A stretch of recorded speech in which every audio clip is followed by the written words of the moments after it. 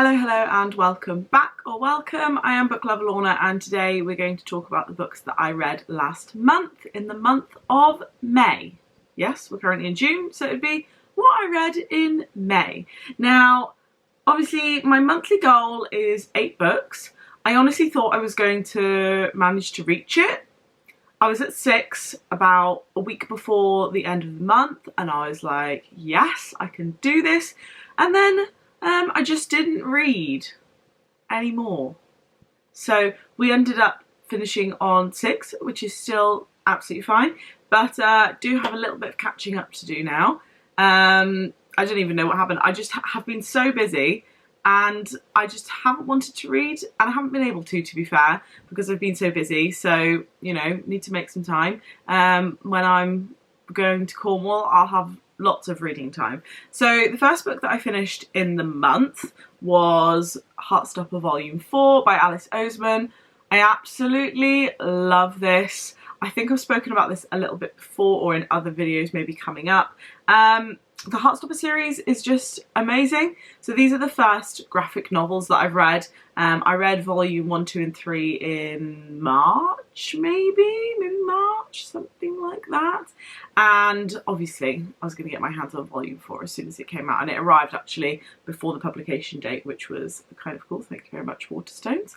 But yeah, it's just lovely. If you want to kind of see what graphic novels are about, if you haven't read any before and you kind of like a little bit of a romance, this is the kind of graphic novel that you want to pick up. Obviously starting at volume 1, but realistically these are about Nick and Charlie, their romance. I could read about Nick and Charlie all day, every day, and I would not get bored. I wouldn't need to read anything else. I could just read graphic novels of them and I'd be a happy bunny. So obviously I'm going to reread these at some point. I have bought their their novella, which is a sidestep of which book? Solitaire, I believe.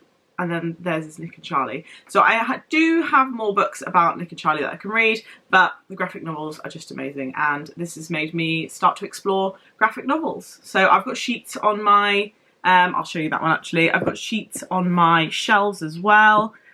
There we go. So I'm going to be reading that one soon. Haven't read it yet, but you know, we're exploring the world of graphic novels and it's exciting. So it goes without saying that I gave Heartstopper Volume 4 5 stars because I just love those books. Then next in the month was a NetGalley read, which was Italy Ever After by Leonie Mack. Now this one is kind of like, if you want to escape to Italy and actually feel like you're exploring Italy yourself, very good for that. It's mostly a self-exploration discovery with a side of romance in there. Well, not really a side of romance, it's kind of the same amount as the discovery part. It's kind of interlinked with that part of the story. I think the self-discovery kind of part is through the volume of music, which is kind of interesting. So it was quite a unique book. Didn't blow my socks off. It did take me quite a while to read it. And I can't remember whether that's because I was busy or just because I wasn't that excited by it, but it was okay. I ended up giving it 3 stars.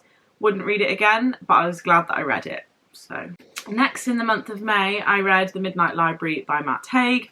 Obviously everyone has been reading this, everyone's been really enjoying it and being like, oh my goodness, this is amazing. Now I gave this 4 stars and I had a little bit of a rocky journey with it. The first 20 pages I found tough mentally, probably because of the theme of the book. I was like, this is hard going. I had to put it down. But once I got into it after that, it was really interesting kind of seeing what alternate lives she could have led. You know, if you make different choices, this is what would have happened instead. Very interesting. If you don't know what this book is about, essentially there's this woman, Nora, and the day that she decides that she wants to die, she ends up getting transported to this library at midnight, and you have the opportunity to live lives that you think that you would have enjoyed, or you know, oh, how would my life have been if I'd have said no to that, or if I'd have not dated that person, etc, etc. So that aspect of it was very interesting. So I kind of got into it quite a bit then, but then the last kind of couple of chapters I felt like this was so repetitive, and I get that that's kind of the idea of it, that you're going back to the library, you live a different life, and then you go back to the library, and then you live a different life, and you go back to the library, and you live a different life. But I was like, I'm glad it wasn't any bigger, because if it was any bigger and it was still that repetitive, I probably would have struggled to finish it. It would have taken me quite a while. But overall, I think that the kind of story itself, very interesting, very well written, really. But yeah, those first 20 pages, I was like, whoa, this is heavy. And then, you know, the last little bit, I was like, oh, it's getting a bit repetitive now. But the overall kind of idea of it, very good. So we ended on 4 stars. I've obviously been reading a lot of popular books in May, because I also read The House in the Ceylon Sea by TJ Klune. Now, I picked this up because originally I saw the Kayla from Books and Lala, really loved it, and then since then I have seen it on other people's Instagram and such like. But this was amazing, and I've been putting off reading this because I wanted to be able to give it my full attention, and I had a little bit of time in May where I could give a book my full and detailed attention, and that is what I wanted to do. I didn't want to rush this, I didn't want to miss any parts of it, and I'm really glad that I did that, because this was a 5-star read for me. One of my favourite books of the year so far, potentially. I just want to read more from this author. He's got another book coming out, Under the Whispering Door, I believe it's called. And it's so well written. Essentially, there's this guy called Linus. This is kind of a alternate world, kind of. There are these magical children who live in these orphanages, and he goes to these orphanages and, am I saying that right? I don't even know, it sounds weird, I've said it too many times. To make sure that they're running correctly, the children are safe, and if they should keep running. So he goes to this one which is kind of on this island in the middle of nowhere, and the children are extra special. And it's the story of what happens while he's there. There's some love in it, there is drama with the children, with the local island. It's a little bit eye-opening and just kind of magical, and very, very, very well written. So massively recommend this if you haven't read it. And I will be picking up more of this author's books. Next in May, I read The Court of the Grandchildren by Greg Finlayson and Michael Muntisov. Now, this was sent to me by the publishers, which is Odyssey Books, in exchange for posting a review on Amazon and Goodreads, which is what I've done. And this book blew my socks off. I've said, I think there's another video coming up, I've said the same kind of thing as I'm going to say now. I was like, they sent me the synopsis and I was like, oh, that sounds kind of interesting. And then I started reading it and I was like, whoa, this is incredible.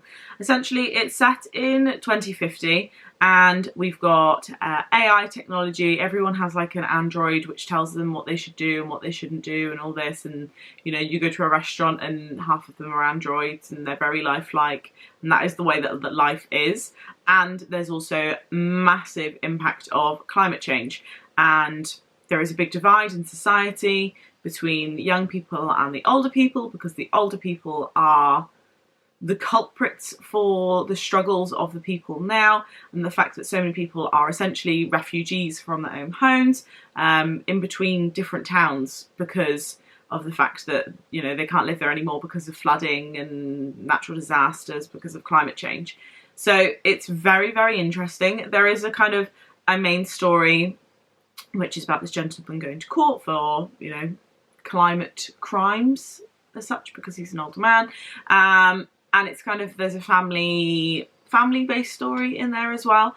But I just think the background and the setting of the book made it so interesting, and I think that's what made it. It wasn't even the main storyline that made the book. It was the plot, essentially, like the setting.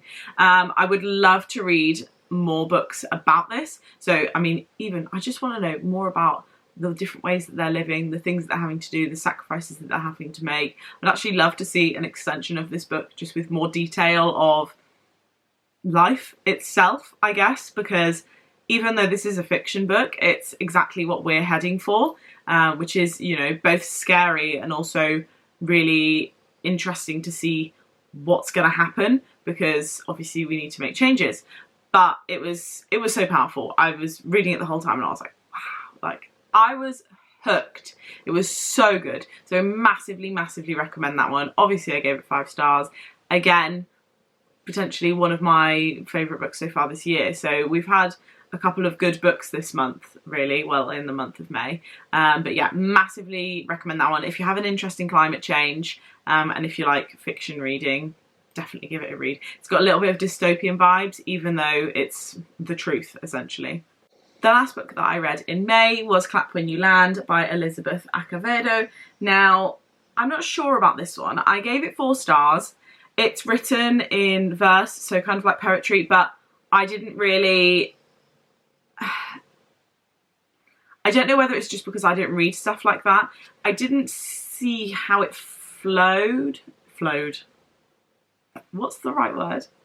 How it how it flows? I didn't get the flow of the book. There we go. I didn't get the flow of like the verse writing style. To me, it just felt like there wasn't detail in the story, and it was just kind of all over the place, and nothing was in like a complete sentence, which was a little bit weird for me. I don't know whether it's just something that I need to adjust to, but something should be said really for the fact that I read this in one sitting, potentially because of the way it's written, and it's, you know, that's hardly written in paragraphs, is it? But, you know, if I'd have read it over probably like a week, I maybe would have struggled with it, because I think you kind of have to read it in a short time period to know what's going on and to try and keep track of the story, just because there's not enough detail to make it kind of memorable. I mean, I didn't read it even that long ago, and I can kind of remember the gist of the story, but no detail in it. It's essentially about these 2 girls. They both share a father and don't really realise it. And he dies in a plane accident, and they find out about each other. I just thought that the idea of the story would be so good, written in a lot of detail, so that you knew a lot more about their thoughts, what was going on, what happened after. I just think that it could have been so good for that plot line, but I just think that verse maybe isn't for me. Probably need to give another one a go to see. I think, is the Black Flamingo written in verse? I'm not sure. I've got that one on my shelves. If it is, then at least that's another one for me to give a go. But yeah, wasn't really like the best for me, potentially because of the writing style, just didn't flow with me. But like I say, read it in one sitting, so something should be said for that. I can respect the fact that if you like verse, it would probably be quite impressive. So that's why I gave it 4 stars. So those are the 6 books that I read in the month of May. Hopefully this month in June, I'm going to be able to finish 8 books. Please pray for me, because my Goodreads has gone back to on track rather than 7 books ahead of schedule. So we're getting into a bit of dangerous territory here. If it says you're 1 book behind schedule, I'm gonna lose it. I need to stay on track or ahead. You know, I'm like, I gotta stay ahead of the game, so that, you know, if I'm on track, I'm stressed if I'm on track with my reading. I want to be ahead, because then if something happens, then I can, you know, have a week where I don't do any reading, which is just what I've done for like 2 weeks now, just not read. Life's busy, but it's absolutely fine. I'm gonna read 8 in the month of June. We're gonna get ahead, or at least back on track. At least I've read some good books in the month of May, so, you know, a couple of 5-star reads and some reads that are like really good for this point in the year. So it could be worse, it could be much worse. Let me know if you've read any of those books in the comment section, and let me know your thoughts on them. I would be very interested to know if you disagree or agree with me. And that is the end of this video. Thank you very much for watching. Please don't forget to like and subscribe if you enjoy my content, and I'll see you all soon. Happy reading. Bye.